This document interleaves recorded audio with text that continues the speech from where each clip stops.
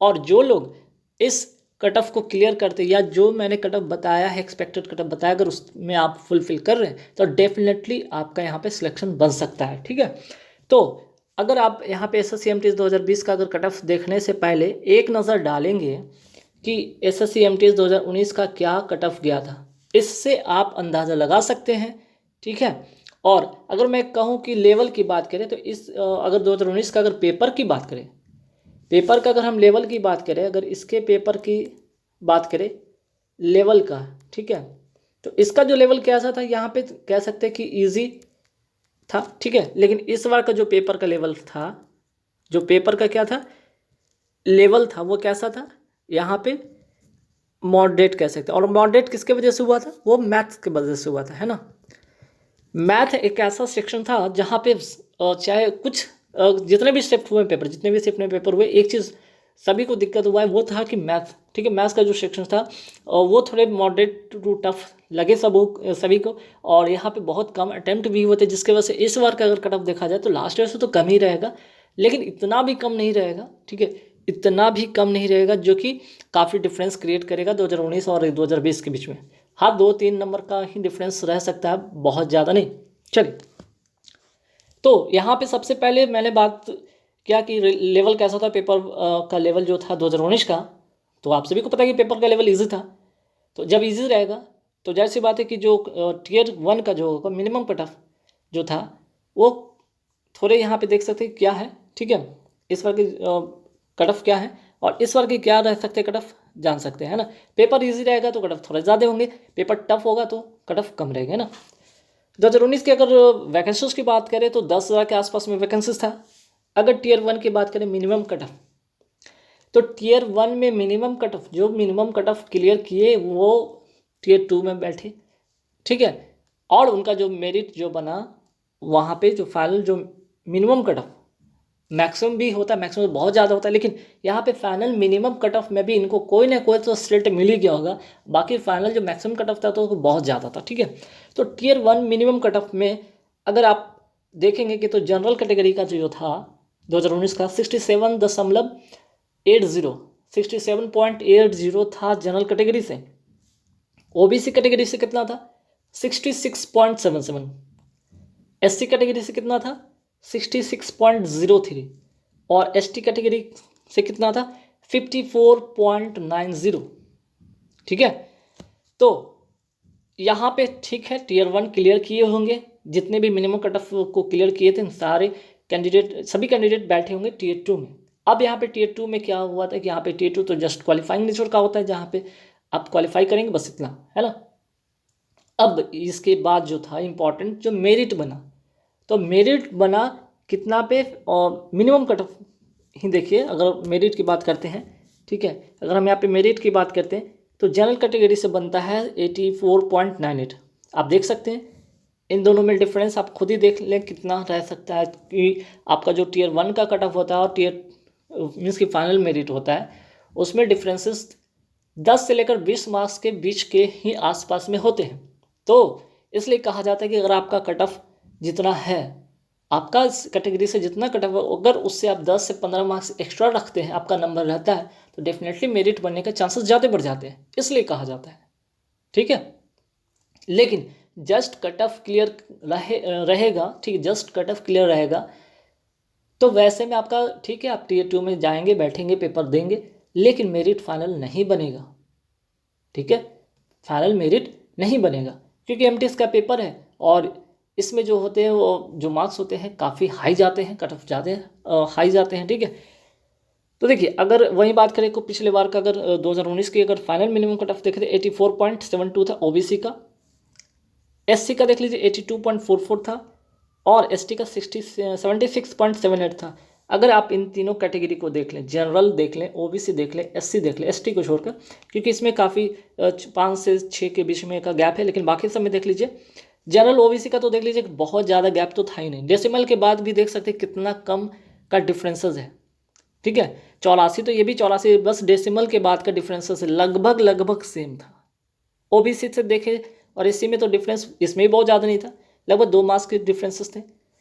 तो जनरल वाले, OBC वाले और EWS, यहाँ पे EWS जो कैटेगरी में आते, उनका भी लगभग इसी के आसपास में ही कट ऑफ इस बार का रहेगा ही रहेगा। अगर हम पिछले बार का देखें तो यहाँ पे सिनेरियो कुछ इस तरह से आता है, ठीक है। चलिए, तो यहाँ से क्या पता चलता है कि टीयर 1 में अगर आपका जो स्कोर कट ऑफ इस तरह से है, ठीक है, इस तरह से, और इसमें आपका 15 प्लस मार्क्स रहते हैं एक्स्ट्रा, ठीक है, या 15 छोड़े, आप 10 प्लस ही रखेंगे ना, आप अपने कट ऑफ से 10 प्लस रखते हैं, आप मेरिट में जाएंगे, आपका मेरिट बनेगा, अदरवाइज मेरिट नहीं बनेगा, ठीक है। अब आते हैं 2020 का वैकेंसीज कितना रह सकता है, लगभग 8,000 के आसपास में तो वैकेंसीज इस बार भी रहने की उम्मीद है, ठीक है। टीयर 1 का अगर मिनिमम कट ऑफ की बात करें तो जनरल कैटेगरी से देखा जाए तो कट ऑफ क्या रह सकता है, तो 65 से 67 के बीच में रहेगा, ठीक है, ठीक है। मैथ का सेक्शन टफ था, लेकिन फिर भी जो कट ऑफ होंगे, क्योंकि 2019 और 2020 के अगर देखें समय के साथ स्टूडेंट का लेवल का देखें, कंपटीशन का लेवल देखें, सभी चीज़ बढ़ा है, ठीक है। पेपर का टफ हुए, लेकिन स्टूडेंट का जो यहाँ पे है लेवल उनके कंपटीशन का वो बढ़ गया है, ठीक है। ओबीसी 64 से 66 लाने वाले, जिनका भी 64 से 66 आ रहा है नंबर, ठीक है, आंसर की आ गया होगा। और आप सभी को पता है कि आपका जनरल कैटेगरी से अगर 65 से 67 आ रहा है, ओबीसी 64 से 66 आ रहा है, एससी 61 से 64 आ रहा है, एसटी 52 से 55 आ रहा है, तो डेफिनेटली आप टीयर 2 में जा रहे हैं। पर यहाँ पे फिर से एक सवाल आता है यहाँ पे कि अगर आपका इसमें कट ऑफ से 10 से 15 मार्क्स एक्स्ट्रा रहेंगे, 10 से 15 मार्क्स एक्स्ट्रा रहेंगे, तो जाकर यहाँ पे फाइनल मेरिट बनेगा। अदरवाइज ठीक है, टीयर 2 में बैठेंगे बट आपका मेरिट नहीं बनेगा, ठीक है।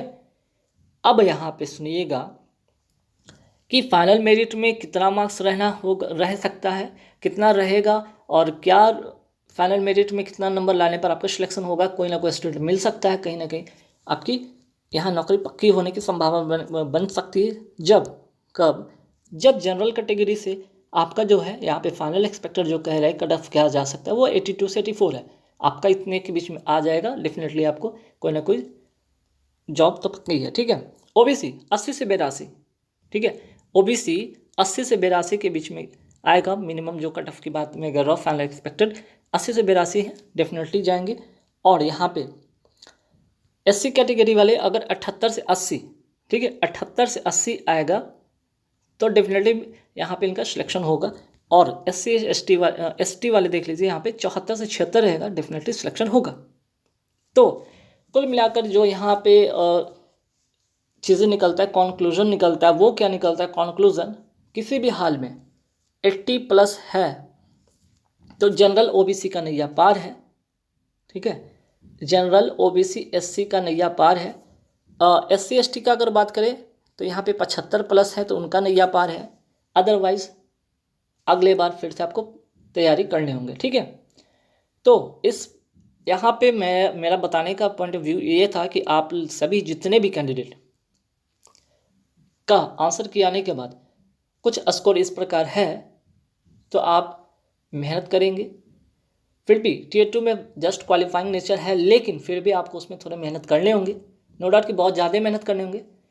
एक एवरेज भी मेहनत कर ले तो डेफिनेटली हो जाएगा, बट अगर आपका प्री या टीयर 1 की अगर बात करें तो उसमें अच्छे मार्क्स है तो सोचने की कोई बात नहीं है, टीयर 2 में आराम से लगेंगे, सिलेक्शन हो जाएगा।